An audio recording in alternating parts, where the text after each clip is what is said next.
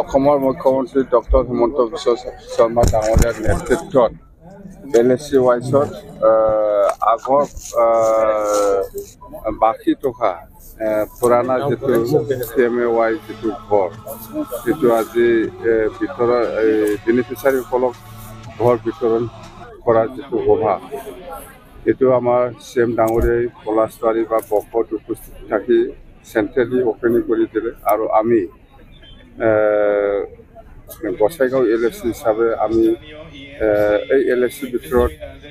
যিমান যিখিনি বেনিফিচিয়াৰী আছে সিহঁতৰ কাৰণে আমি মুকলি কৰিবৰ কাৰণে আমাক দায়িত্ব দিছে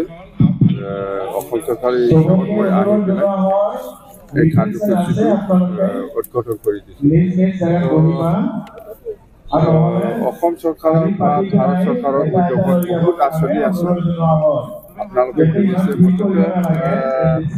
ভাৰত চৰকাৰ বা অসম চৰকাৰে যিখিনি গৰীব দুখীয়াসকলৰ কাৰণে যিখিনি আঁচনি লৈ পেলাই কাম কৰি আছে এইটো আমাৰ কাৰণে খুব গৌৰৱৰ কথা যে অসমবাসী ৰাইজে নিশ্চয় সন্তুষ্ট চৰকাৰে যিখিনি দায়িত্ব লৈ পেলাই কাম কৰি আছে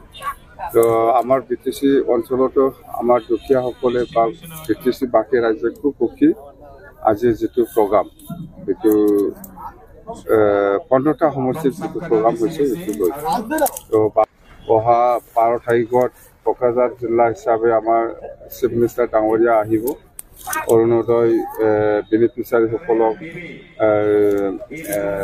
মুকলি কৰি দিবৰ কাৰণে আৰু এনেকুৱা মুঠতে বহুত প্ৰগ্ৰাম আছে এই ডিচেম্বৰ জানুৱাৰী মাহত এইটো পইচাৰ কোনো কথাই অহা নাই CM ডাঙৰীয়া অলৰেডি কৈছে যে যিসকলে বেনিফিচিয়াৰীৰ ওপৰত পইচা লৈ পেলাই ঘৰ বনোৱাৰ যেটো প্ৰচেষ্টা চলাব এইসকলৰ ওপৰত অফিচিয়েলি পানিশমেণ্টটো থাকে